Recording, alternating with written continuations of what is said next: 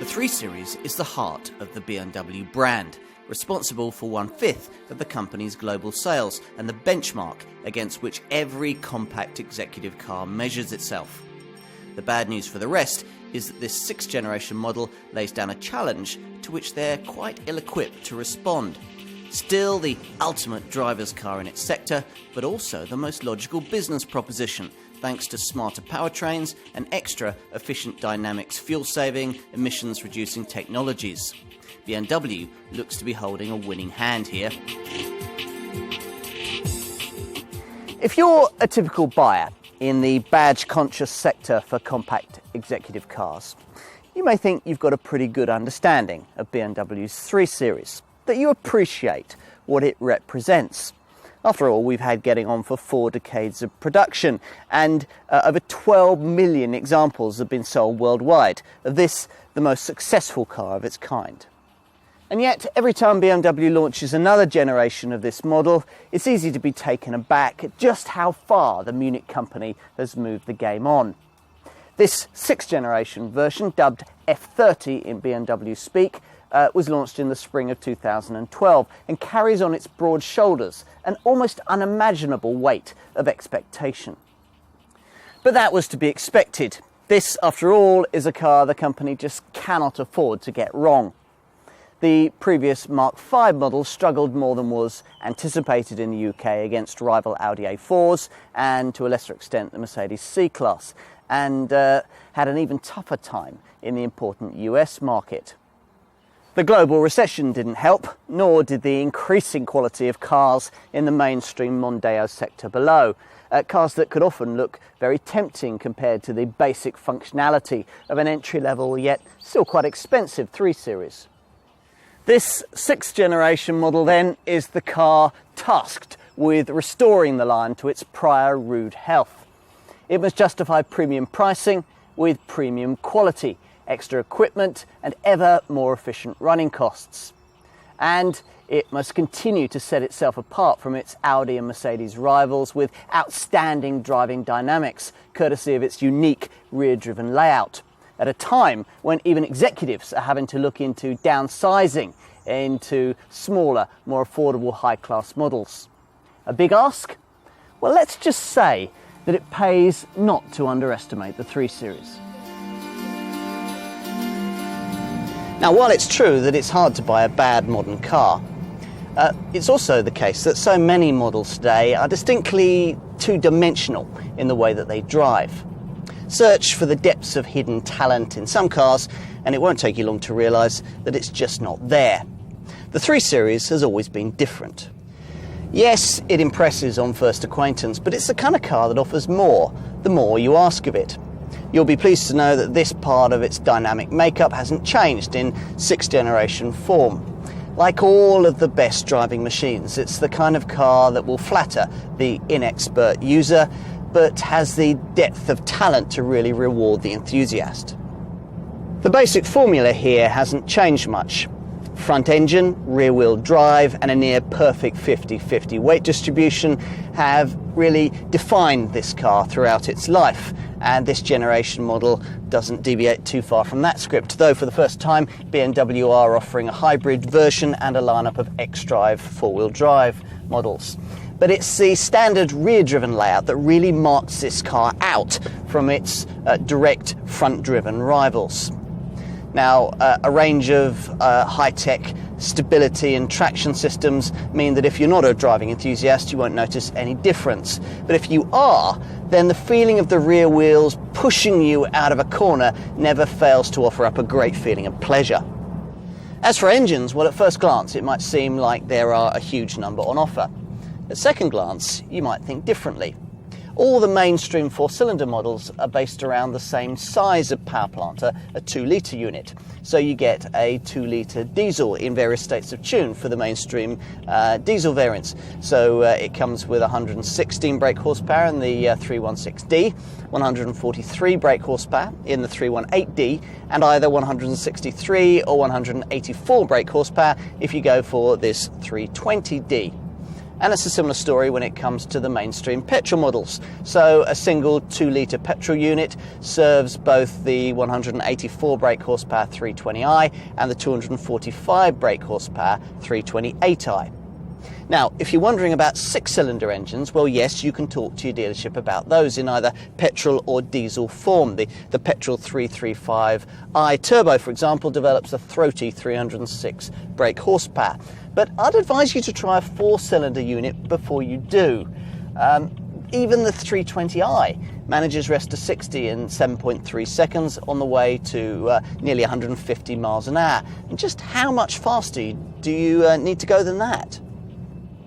Not much faster than is possible in the variant that I'm testing here, I would suggest, the 184 brake horsepower 320d.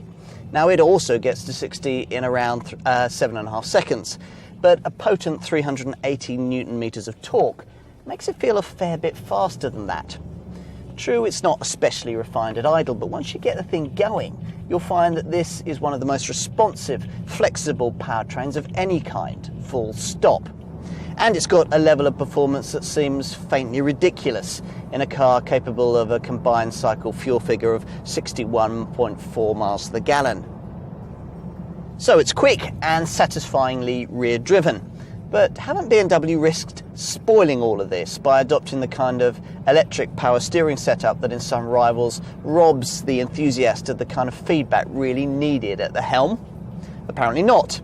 Just as in the latest Porsche 911, the Germans have got this system absolutely right, incredibly accurate and responsive.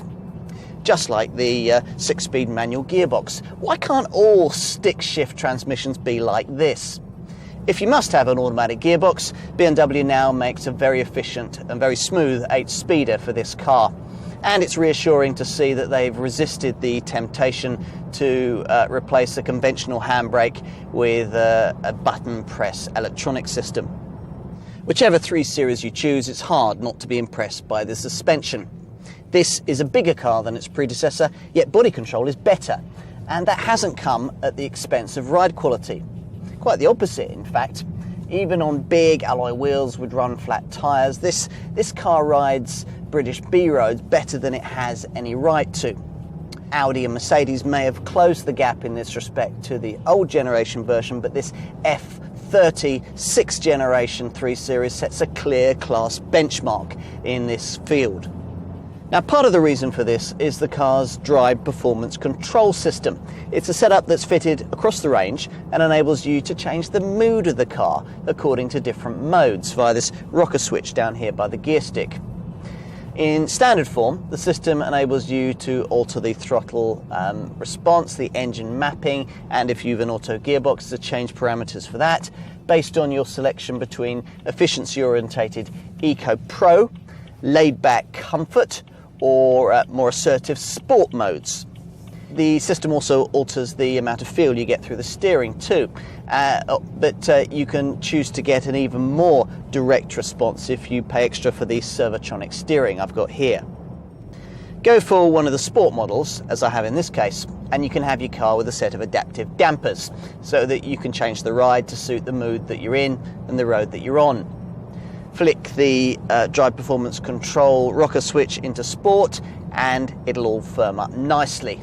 And if you've ticked the box for this particular option, the system will then give you an extra Sport Plus setting that will relax the DSC stability control to give you a little more tail out cornering leeway if you're that way inclined. Here's a car that looks better in the metal than it does in pictures. Really good, in fact. Sit this 6th generation version alongside its predecessor and you'll notice that this car is lower and more aggressive, longer too by 93mm. Now, the reason for this tapered bonnet is pedestrian impact legislation, but while this stipulation ruins the styling of some cars, BMW has made this 3 Series look very purposeful indeed. Much of this is down to the stance. Now, it's so easy to get this wrong, but this car gets it so right. Here's an example of why. BMW realised that for this model to offer decent rear legroom, it would need to have a longer wheelbase. So 50 millimeters of extra length has been grafted in between front and rear wheels. But instead of leaving it at that, to keep the balance of the design, the stylists have almost equally widened it, a little more at the back than at the front, to achieve the pleasantly dynamic bottle rocket effect. At the rear there's a coupe-like profile and L-shaped lamp units with LED light bars. The cabin seems quite minimalist at first, with many of the major functions being marshalled by this iDrive controller. Nevertheless, there are still plenty of buttons spread around the dash. Still, it all looks agreeably elegant, with the roll-top sweep of the dash a good deal sleeker than the rather awkward-looking double bubble shape of this car's predecessor. The bright sport highlights and the trim level that I've got here, though, aren't going to be to everybody's taste. There's plenty of storage, a rather shallow centre storage bin between the seats, two cup holders, and pockets in each of the front doors that can hold a reasonably sized bottle, though the door pockets in the rear are a little meaner. The back seat always used to be a 3 Series weak spot, especially when it was trying to take business away from huge mainstream medium range models like Ford's Mondeo. Just as well then that it's much bigger these days. There's 100 millimeters more rear legroom in this car than there was in the previous generation model. You don't want to be having your knees in contact with these sharply ridged plastic cutouts in the seat backs though. Overall, it's a big improvement on what went before, and it's significantly bigger now back here than the kind of space you get in this model's Audi and Mercedes competitors. 3 adults on the back seat though would still be a little bit cramped, and the middle passengers are not going to be loving the centre transmission tunnel that's necessary because of this car's rear-wheel drive layout.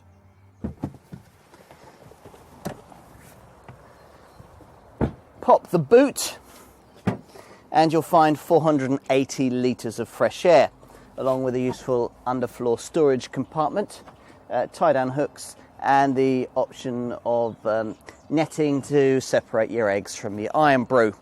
You will, though, have to pay extra for features like the centre rear seat ski hatch, which enables you to store longer items, and these useful fold-flat rear seats.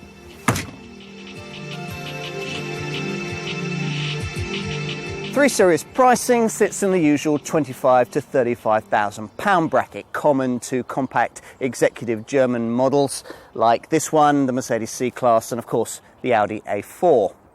Now, if you want to talk to your dealership about the touring estate version, you'll need to allow the usual premium of just over £1,000 over the cost of your chosen variant. There's a £1,200 price walk between diesel models, 316D to 318D to this 320D, a car that costs the same in the normal 184 brake horsepower form I have here as it does in 163 brake horsepower eco-conscious, eco-dynamics guise. Petrol people who want to graduate from the 320i to a pokier 328i version of the same thing need a premium of around £3,000. So how does that kind of pricing compare to direct rivals from Audi and Mercedes? Well, the answer is where the cars really are directly comparable, they cost about the same.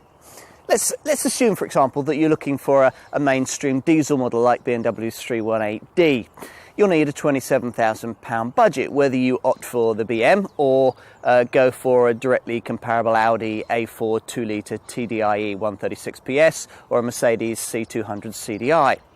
That's the same if you're looking at this 320D. You need a £28,000 budget for this, or a starting point anyway, and you'll need the same amount of money if you go for a comparable Mercedes C220 CDI or pokier versions of the Audi A4 2-litre TDI. Petrol people are looking at the same kind of thing.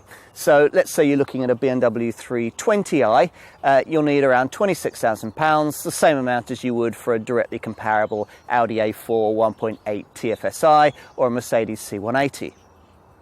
Now, it's still possible, of course, to buy a 6-cylinder 3 Series. The turbo petrol 335i near the top of the range is very desirable. But it's highly likely that these days you'll be buying your 3 Series with a 4-cylinder engine under the bonnet, since that's the configuration that the majority of the range now uses. Most customers will be choosing between a 2-litre diesel, that's used by the 316D, the 318D and this 320D. There's also a mainstream 2-litre petrol unit used by the 320i and the 328i. But whichever of these you choose, you'll find a decent level of standard kit, the days being long gone when the interior basic versions of this car resembled a branch of Foot Locker after a riot. So even the least expensive version sets out its stall with 17-inch alloy wheels, front fog lights, air conditioning, Bluetooth compatibility for your mobile phone, a 6-speaker BMW professional radio with MP3 and USB compatibility and iDrive functionality, keyless start, a 3-spoke multifunction leather trimmed steering wheel, a trip computer, cruise control, an alarm and a hill start assist system to stop you drifting backwards on uphill junctions. It's a bit disappointing that GPS satellite navigation is still a premium priced option on this class of car, and it would be nice to see staple items like a rear ski hatch in the back seat, rear head restraints and a DAB digital radio not on the options list. And of course, whichever model you choose, it's hard to resist a potentially ruinous exercise in box ticking, as there's so much tempting extra cost equipment on offer. You don't need to be especially extravagant to add 10% to the price of your chosen model, with things like the park assist system, which can parallel park the car, or a surround view camera setup, which enables you to view it from above and at the sides, and will help you save the odd bodywork scuff. Here I've got the heads-up display, which projects key information onto the bottom half of the inside of the windscreen. Things like speed limits, the speed you're travelling at, and turn-by-turn instructions if you've stumped up for the BMW navigation system. There's also internet access via the owner's mobile phone, which is bundled together with BMW's real-time traffic information system as part of the connected drive setup.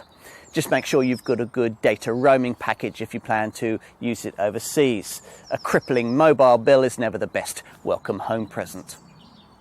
Safety-wise, there are all the kind of features you'd expect in this class of car. So you've got twin front, side and curtain airbags, Isofix child seat fastenings and anti-whiplash head restraints. And of course, all the usual roster of electronic acronyms to ensure that hopefully you'll never have to use all of this stuff. So the ABS brakes are assisted by a brake drying system so that they're always at their most effective, and also by a DBC dynamic brake control system that helps in emergency stops advertised to following motorists by dynamic brake lights. There's also DTC dynamic traction control and DSC dynamic stability control. 12 million 3 Series buyers can't be wrong when it comes to cost of ownership, and this 6th generation version makes the most convincing case yet on the balance sheet. You've only got to look at how this car is promoted to understand current buying motivations. Whereas once it would have been all about 0 to 60 figures with the emphasis on the ultimate driving machine tag, the focus is very different now, underlined by the availability of electrically assisted power in the active hybrid 3 version. Now, though in all of its guises this 3 Series might have retained its ability to entertain, that's almost a guilty pleasure. In these straitened times, what sells a car like this is now its environmental performance, which, without getting too political, translates for most buyers into how much the car will cost to run. Money talks, and this 3 Series has a lot to say for itself. It always has. For years, this car has led the compact executive segment charge in knocking nails into the coffin of the traditional medium-range Mondeo-sized saloon.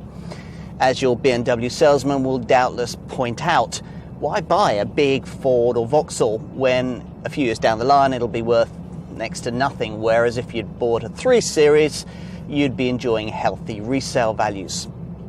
Well, private and business customers cottoned onto this some time ago. with the result that there are plenty of these cars about. It's kind of been absorbed into the mainstream, and basic economics would suggest that this would lower resale values. But as legions of satisfied owners of this car have discovered, the normal rules don't seem to apply with a 3 Series. For the Mark 6 model, the Munich brand has increased efficiency across the board by reducing the size of many of the engines and relying on turbocharging, a strategy to which has been added the use of more efficient electromechanical steering, low rolling resistance tyres, brake energy regeneration, on-demand use of engine ancillary components, and an auto start-stop system that cuts the engine when you don't need it, when you're stuck in traffic or waiting at the lights. On top of that, weight has been pared down and the car's more slippery, it's more aerodynamic, achieving a CD factor as low as 0.26, thanks to features like the clever aero curtain, which wraps the front wheels in their own cocoon of air to reduce turbulence.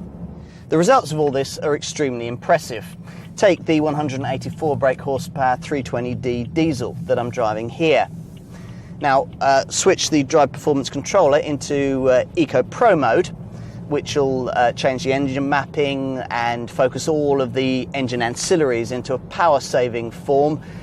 If you do that, then you'll find that the car will achieve as much as 61.4 miles to the gallon on the combined cycle and 120 grams per kilometre of CO2. And that's pretty close to the kind of returns that you'll get in the 316D and 318D models that share the same engine. So whichever of the 4-cylinder 3 Series diesel you choose, you're looking at free road tax for the first year and just £30 thereafter. Choose a special 320D Efficient Dynamics Eco model, and though power drops by 21 PS over a normal 320D to a still brisk 163 PS, CO2 emissions also drop to just 109 grams per kilometre, while fuel consumption nudges up to 68.9 miles to the gallon on the combined cycle. Now this drops VED taxation by another band, and it means that you can travel up to, well, around 855 miles on a single tank full. In other words, super mini running costs from a classy, luxurious compact saloon. Petrol people should be satisfied too. As with the diesels, there's a 2-litre power plant shared across most of the range, and whether you order it with 184 brake horsepower as a 320i or 245 brake horsepower as a 328i, you should achieve a combined cycle fuel figure of around 44 miles to the gallon with CO2 emissions of just under 150 grams per kilometre. Now, it's a 4-cylinder engine. It's a configuration now that applies across most of the 3 Series petrol lineup, and you can see why. The one main 6-cylinder petrol variant that remains, the 306 brake horsepower 335i, well, that achieves 39.2 miles to the gallon on the combined cycle and a CO2 emissions reading of 169 grams per kilometre. What else? Insurance groupings range between 20 and 38 for mainstream variants, and there's a condition-based servicing indicator on the dash that will advise you only when a servicing visit is absolutely needed. Ultimately then, when it comes to the financials, you can't really argue with BMW's bottom line. This 6th generation 3 Series is a car of contradictions. Larger and more spacious than ever before, yet also lighter. Faster, yet more fuel efficient. More nimble and agile, yet even safer. Add to that the big steps forward taken in style, quality, comfort and specification. And it's not possible to come away from a first acquaintance with this car without being very impressed indeed. It's a BMW that takes your previous perceptions of how a model like this should drive and how much it should cost to run and just tears them to shreds. Which is important, I think. Driving, after all, for many of us has become a mechanical, joyless activity, something that we pay through the nose for the privilege of enduring. This car, in contrast, makes the whole thing fun again, and does so with such frugality that you never feel guilty about enjoying it, about taking the long way home or blatting up and down the gears just for the heck of it.